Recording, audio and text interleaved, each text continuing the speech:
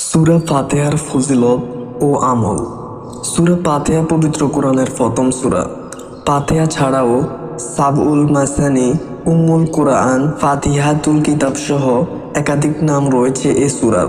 আল্লাহ তাআলা এই সূরায় বান্দার করণীয় বিষয় জানিয়েছেন। এই সূরার গুরুত্ব ও ফজিলত সম্পর্কে একাধিক হাদিস বর্ণিত রয়েছে। এর আমলের মাধ্যমে বিভিন্ন রোগ থেকে মুক্তি পাওয়া যায়। মোল্লা আলী কারি রহমতুল্লাহ আলাইহি বলেন, সূরা ফাতিহার অক্ষর শব্দ পড়াতে যেমনি শেফা আছে, তেমনি লেখাতেও শেফা আছে। যে কোনো ধরনের রোগ, চাই দিনই হোক কিংবা পার্থিব, অনুভবযোগ্য হোক বা না হোক, সব কিছুই এই সূরা পড়া বা লেখার বরকতে আল্লাহর ইচ্ছায় আরোগ্য হবে ইনশাআল্লাহ।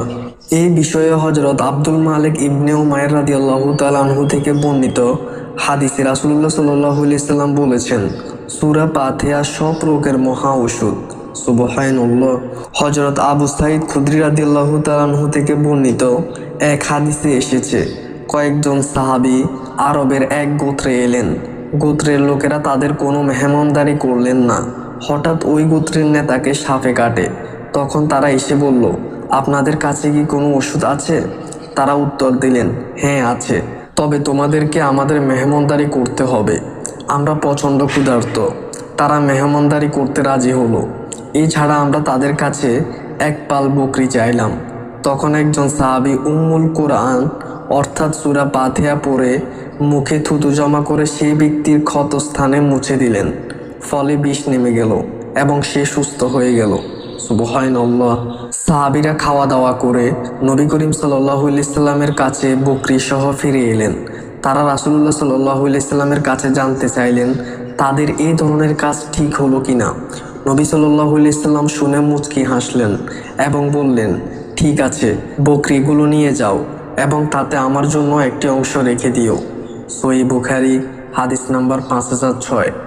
হযরত আবু সাঈদ ইবনে মুআল্লা রাদিয়াল্লাহু তাআলা আনহু হইতে বর্ণিত আছে, একদা হযরত রাসূলুল্লাহ সাল্লাল্লাহু আলাইহি সাল্লাম বললেন, আমি কি মসজিদ থেকে বের হওয়ার আগে তোমাকে কোরআনের শ্রেষ্ঠতম সূরা শিক্ষা দিব? তারপর যখন মসজিদ থেকে বের হওয়ার ইচ্ছা পোষণ করলাম, তখন বললাম, ইয়া রাসূলুল্লাহ, আপনি না আমাকে কোরআনের শ্রেষ্ঠতম সূরা শেখাবার কথা বলেছিলেন? তিনি বললেন, তা হলো আলহামদুলিল্লাহি রাব্বিল আলামিন। এটি সেই 7টি পূর্ণ আয়াত এবং আমাকে প্রদত্ত মহাকুরআন। সুনানে দারেমি হাদিস নাম্বার 2122। সূরা ফাতিহার আমল। সূরা ফাতিহা রাসূলুল্লাহ সাল্লাল্লাহু আলাইহি সাল্লাম সমগ্র রোগের মহা ঔষধ হিসেবে উল্লেখ করেছেন। বহু হাদিসে সূরা ফাতিহার ফজিলত বর্ণিত হয়েছে।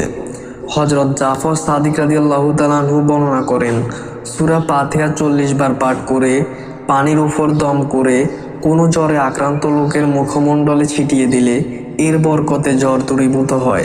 সুবহানাল্লাহ।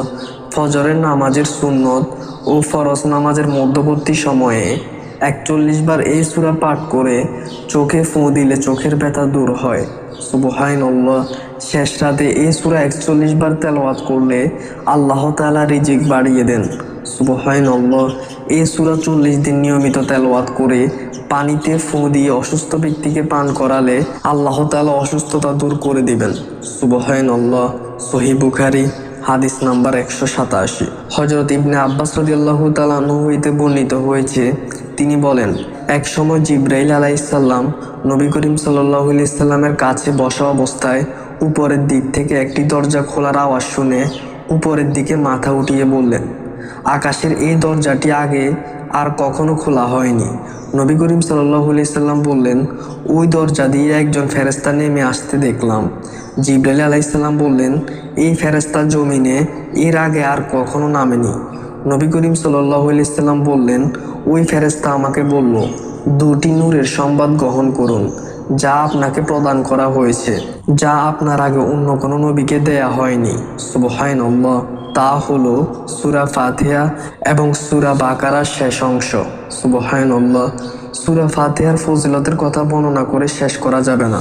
ফজরের সুন্নত নামাজ আদায় করে ফরজ নামাজ আদায়ের আগে কেউ যদি বিসমিল্লাহ সহ সূরা ফাতিহা 40 বার পাঠ করে, তাহলে ওই ব্যক্তির নিঃসন্তান থাকলে সন্তান হবে, বেকার থাকলে চাকরি হবে, ঋণ থাকলে ঋণ পরিশোধের উপায় হয়ে যাবে, সম্পদহীন থাকলে সম্পদ লাভ করবে, অসুস্থ থাকলে সুস্থ হয়ে যাবে এবং বিপদাপন্ন হলে উদ্ধার পেয়ে যাবে।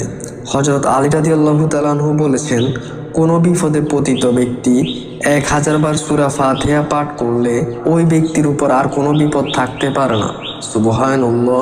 হযরত ইমাম জাফর সাদিক রাদিয়াল্লাহু তাআলা আনহু বলেছেন, 41 বার সূরা ফাতিহা পাঠ করে পানিতে ফুঁক দিয়ে কোনো অসুস্থ ব্যক্তিকে খাওয়ালে অসুস্থ ব্যক্তি সুস্থ হয়ে যাবে।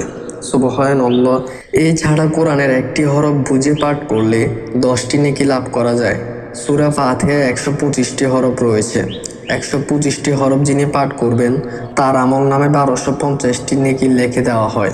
সুবহানাল্লাহ। এছাড়া হযরত আবু সাঈদ ইবনে মুআল্লা রাদিয়াল্লাহু তাআলা আনহু হইতে বর্ণিত আছে, একদা রাসূলুল্লাহ সাল্লাল্লাহু আলাইহি সাল্লাম বললেন, আমি কি মসজিদ থেকে বের হওয়ার আগে তোমাকে কোরআনের শ্রেষ্ঠতম সূরা শিক্ষা দিব?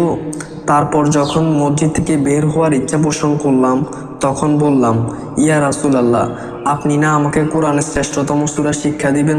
তখন রাসূলুল্লাহ সাল্লাল্লাহু আলাইহি সাল্লাম বললেন, আলহামদুলিল্লাহি রাব্বিল আলামিন আর রহমানির রহিম মালিকি ইয়াউমিদ্দিন ইয়াকা নাহবুদু ওয়া ইয়াকা নাস্তাঈন ইহদিনাস সিরাতাল মুস্তাকিম সিরাতাল লাযিনা আন'আমতা আলাইহিম গায়রিল মাগদুবি আলাইহিম ওয়ালাদ-দাল্লিন। আমিন। এটি সেই 7টি পূর্ণ আয়াত এবং আমাকে প্রদত্ত মহা কোরআন। বুখারী শরীফের হাদিস। আল্লাহ তাআলা আমাদেরকে সূরা ফাতিহার উপর যথাযথ আমল করার তৌফিক দান করুক এবং মহানবী সাল্লাল্লাহু আলাইহি সাল্লামের হাদিস মতো এবং জান্নাতের উচ্চ মাকাম পাওয়ার তৌফিক দান করুক। আমিন।